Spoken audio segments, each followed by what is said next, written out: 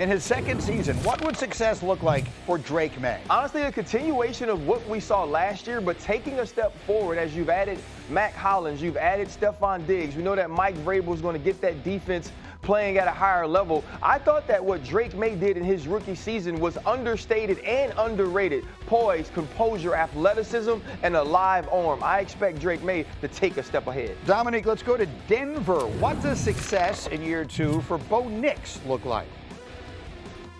Yeah, it's hard to put a line on that because, like, they still are in a tough division. They still have some tough quarterbacks to get past in the playoffs. So I would rather focus on Bo Nix' performance in particular and try to get a QBR above league average. He was good last year. He was right near league average. But get a QBR above league average and contribute to the team. But doesn't mean they're going to win the division. It doesn't mean that they're going to win a playoff game because in the playoffs, they're going to have to face some guys like Jackson, Allen, Mahomes. Those are the type of guys you have to get by. Now the usual murderer's row that you get in the AFC. And then I want to talk about one more second-year quarterback who has never taken an NFL snap. J.J. McCarthy spoke about the progress he is making in the new system he's learning in Minnesota. Here's a listen.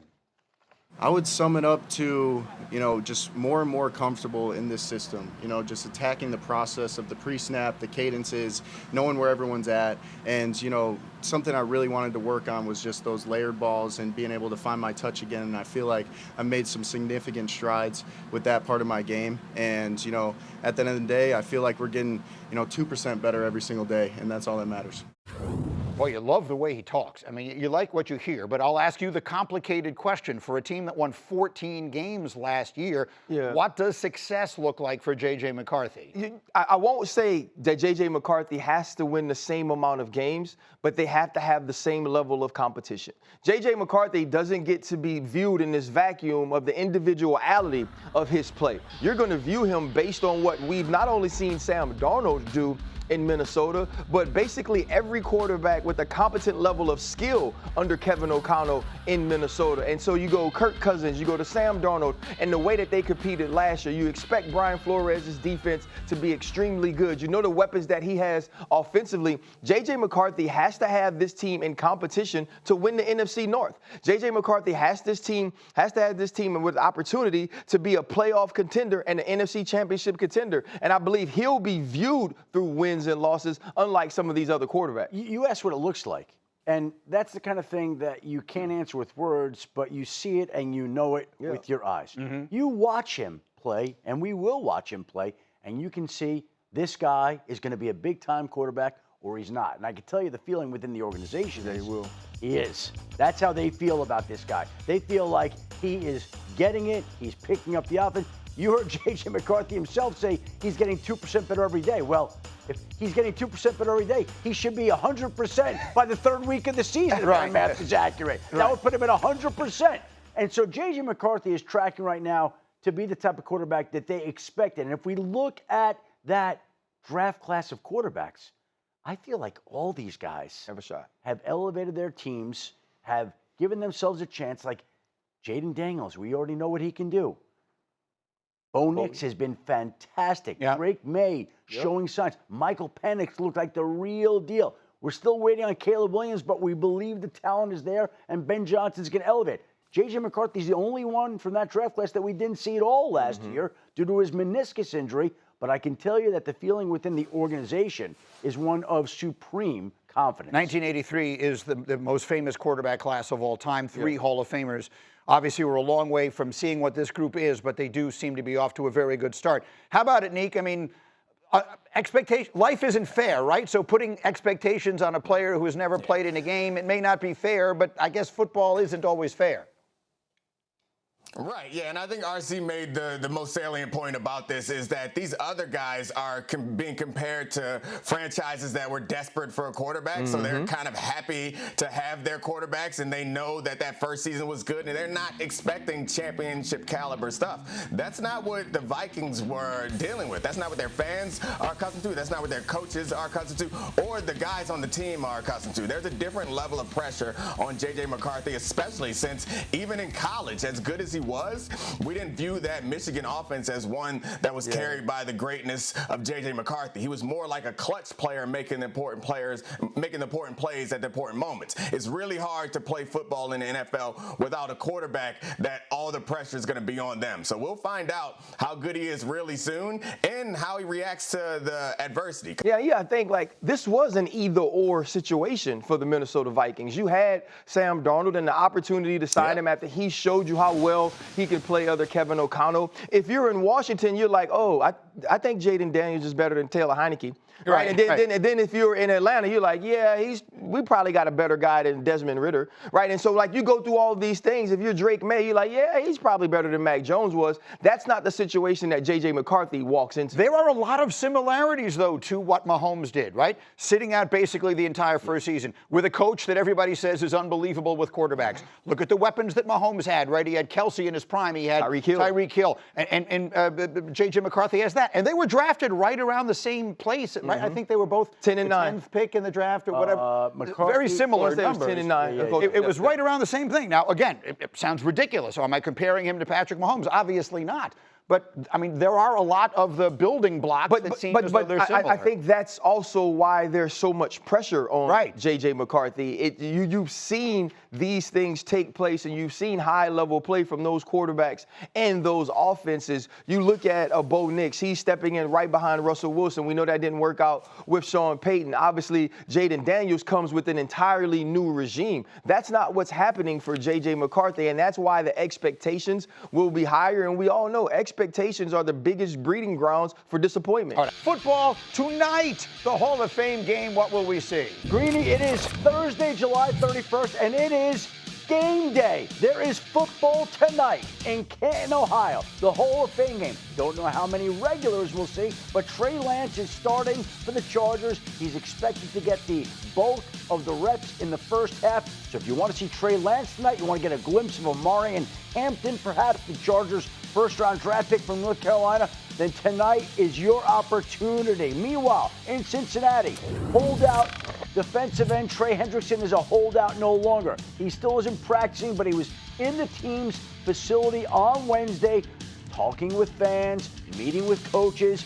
He himself said the two sides are still in the same place they've been, which means that they are in near agreement on length of deal, total value of the deal, but can't find a way to bridge their differences on the guaranteed money in the deal, and that is the hang-up. And meanwhile, Micah Parsons continues not to practice in Dallas. And I know there's been this assumption and expectation across the league and here in this very studio from you, Greeny, that this deal would get done. It was only a matter of time between the Dallas Cowboys and Micah Parsons figuring out a way to make him the highest paid non-quarterback in NFL history. But I am here to slow your roll, Greeny, and I am here to tell you that the two sides are further from a deal today than they were in late April or late March. They have gone the opposite direction. There haven't been any talks in recent months. We've heard Jerry Jones be upset and talk about Micah Parsons. I can't imagine Micah Parsons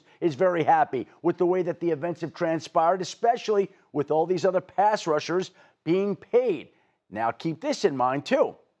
The Dallas Cowboys have him under contract this year for $24 million. They could tag him after this year for the approximately $30 million. So they can say they control his rights for 2 years for about $54 or so million. Micah Parsons isn't going to be happy about that at a time when pass rushers are being paid. So where this is going, we don't know. But what we can say today is there is no solution or deal in sight today, and it looks like it's gotten worse rather than get better, and it leaves a lot of questions as to what's going to transpire next. So let me set the table for those of you who are just joining us at the top of a new hour. Shefty brought that up earlier this morning. It took me very much by surprise. And what we learned over the course of the hour, we really have three very significant situations in the NFL on three contending teams. We have the Micah Parsons hold in Dallas. We have the Terry McLaurin hold-in in Washington, which you just touched on, and then, we touched on earlier, and then the Trey Hendrickson one in Cincinnati. These are all contending teams. These are all teams that are thinking championship thoughts. We may not look at Dallas that way, but certainly I think they're a good team and whatnot. Let's deal in the Micah of it all to begin with, RC.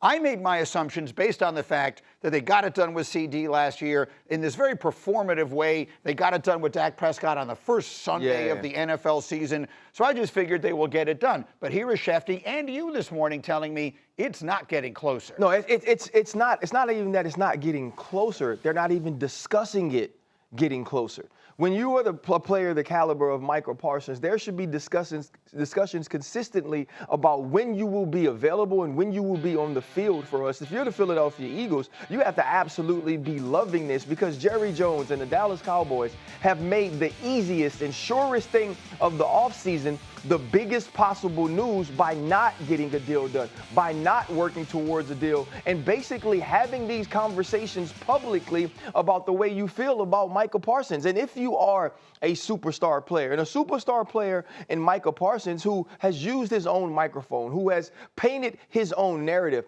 he's gone about this as professionally as you possibly can, and he still is not reaping the rewards of that. So think about, from his perspective, how disrespected Micah Parsons must feel, and also having a representation that understands how to make deals that start with the highest paid player in the history of said position.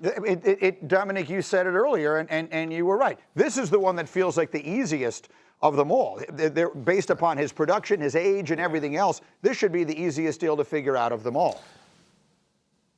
You aren't shopping at a flea market or a swap meet. Why are you trying to negotiate? You're shopping at a high-end department store. The price tag is the price tag. You pay it, and you get out of there with what you want. The thing that Adam brought up about the fifth-year option and the franchise tag, I think it's important to understand that for fans who care about the Cowboys doing well, is that's not good for you either. Like, that creates a higher cap hit that reduces the amount of talent that you can put on your team.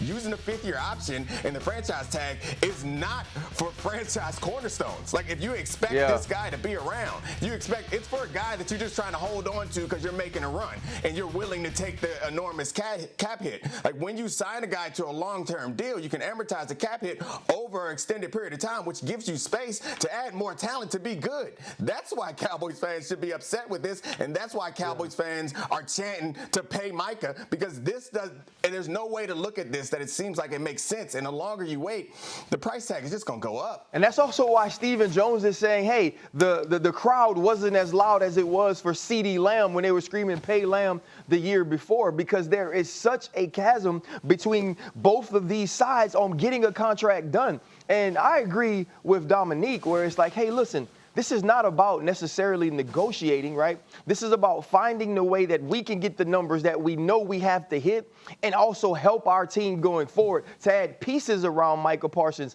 and Dak Prescott and CeeDee Lamb so we can go win a championship.